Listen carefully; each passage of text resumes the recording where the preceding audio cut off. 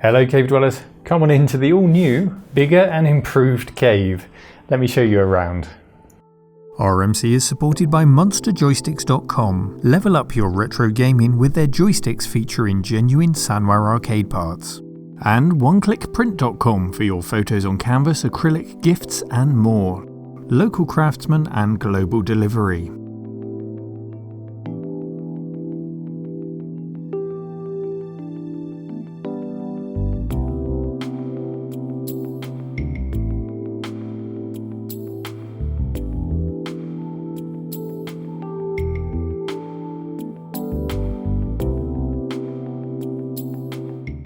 It's been an absolutely back-breaking week, and I hope all the hard work pays off and is worth it, and I hope you'll agree when you look around and see the changes I've made that it's all been worth it. The reason it's been such hard work is because I've got another room for the cave. If you looked at the video that I brought out 13 months ago now, it doesn't seem like that long ago, when we first moved to this room, I showed you around the room and I showed you that it's a studio space and then half of it is storage space. Well, now we've got a separate room dedicated to storage, which opens out this room and gives us other and new ways of using it, which I'll show you in a minute. But first, let me show you that new storage room. Here you go, it's up 3 flights of stairs. No such luxury as a lift to help me, and I had to move everything up to that room from down in the cave. We now have the cave, and that other room is in fact the attic, so we've got the loft space from the top to the bottom of the building. It's a huge mess, as you can see. I'm still building the shelving to store things up there. Not really my priority at the moment. My priority was the cave, so I just had to get everything out of there. But you can see it's quite a big and really useful space. And there's this quirky room off to one side. I haven't decided what to do with it yet, but I think we might be able to use that as an extra mini studio or photography space. It's all really useful room, and it's great to get everything out of the cave and stored away safely up there. I think we can do a lot with the space up here. Now, meanwhile, down in the cave, what does it mean for our original set that you're all used to? Well, this does still remain the heart and soul. This is where I'll do most of the presenting from, but let me show you what I've done with the extra space that we've made up, starting with a little area that I like to call the lab. Let's take a look at that.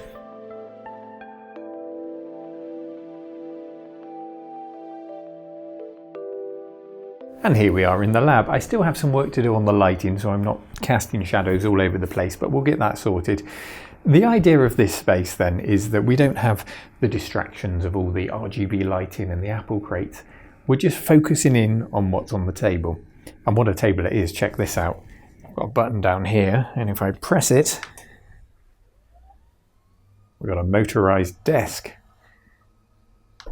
Look at that, which is both beneficial to camera angles, but also to my back. It just gives me a chance to either be sitting or standing when we're soldering and working on things, and that's what this space is. We've got the anti-static mat here. Again, I need to sort out the edges. It's just gaffer tape down at the moment to stop it curling up, but we'll get something more attractive round there. And it means when I'm working on something, I can leave it laid out. I can keep working on it. I can leave it overnight while I'm still doing something on the other main table over there. A big part of my workflow problem over the last year or so has been that if I want to do a live stream, I have to pack up what I'm filming and get all the live stream stuff out. If I want to do some soldering, I have to clear that away, get the soldering stuff out. It really is one thing in, one thing out. So it's just great to have this space. And on the table today, look who we've got. It's Trevor the Tortoise with a 3D printed hat, which Cave Dweller Josh kindly sent in. Thank you for that, Josh. So you get the idea, a nice clean space where we're free from distractions and we're just focusing in on the circuit board or whatever it is we're working on in a slightly safer environment with the anti-static mat and the convenience of that standing desk if you want to be standing or sitting. It's just a much nicer space to be in. I've got the convenience of all my tools at hand, no distractions, and we can just crack on and do our repairs. I'm really looking forward to working in this space. Now, let me show you the next space that we've got set up and what I've done with it.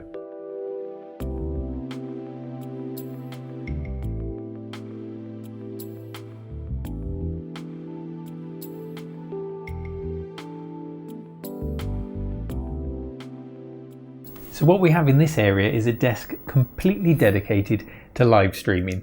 And I do that in one of two ways. Some of you may have seen my YouTube live shows, which are slightly better planned, and we have guests on in those ones. And then others may have watched me on Twitch, which is just me impromptu streaming and something a bit more laid back. Now what this desk allows me to do is those one-man live streams where I'll sit here, for example with the Commodore 64, I've got OBS here, I've got control of my volume levels and everything on the mixing desk, and I can just happily play games and chat on the microphone. Or for those bigger YouTube live streams, let me show you the view I've got from where I'm sitting here. We can see over there the main desk where we would be sat with our guests, and this is where chat mod Craig would sit, keeping an eye on the chat, keeping an eye on the levels on what have we got here. This is a Behringer Xenix X1204 mixing desk. Very useful indeed if you're looking for I guess an entry-level mixing desk. It's got just enough inputs for the mics and for what we're doing, and Craig's own mic here as well. So it's really useful to have this permanently set up. So it just offers so much more flexibility, whether it's live streaming, whether it's running cables over to the main desk for capture through OBS, because we have cables long enough to go over there, whether it's recording podcasts.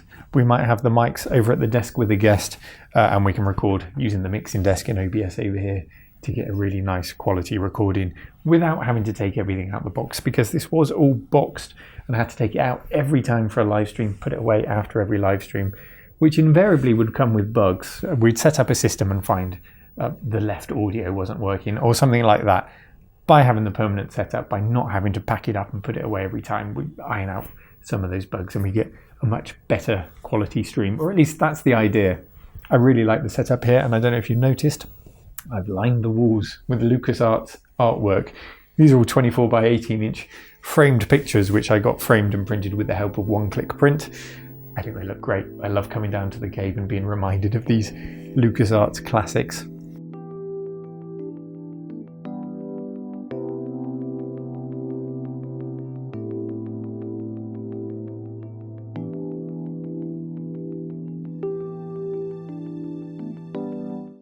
So that's how I've made use of the additional space I have. I hope you like what I've done with the place. And I've really done it because I owe it to you guys. Over the last 13 months, your commitment to the channel, your comments, your views, and your patronage as well. To the official Cave Dwellers, a special thank you. It's incredible, the support that you've given the channel. So I really do owe you guys a renewed commitment to hire out that extra space, to make better use of the space I've got, with the goal to make better and more content. And I think I can achieve that. I think with the extra space, I can present things in a slightly more interesting way for you. And I can get more things going at once by having the extra areas with a bit of live streaming on the side to give you more and hopefully better content. I hope it all works out. I hope you enjoy the content that will follow. I may have already started the next video, and it's all about this stunning looking Amstrad PC from 1985, I think this one is. And I've got the predecessor to it as well. We're going to take a deep dive into the importance of this machine. I'm looking forward to sharing that with you. This is just the next step. Who knows where we'll go next? As always, thank you for watching. Take care. Thank you to Josh for the top hat, and also a special thank you to Dave from Retro Workshop, who donated the anti-static mat for the workbench over there. Appreciate it, Dave. Thank you. Take care, everyone.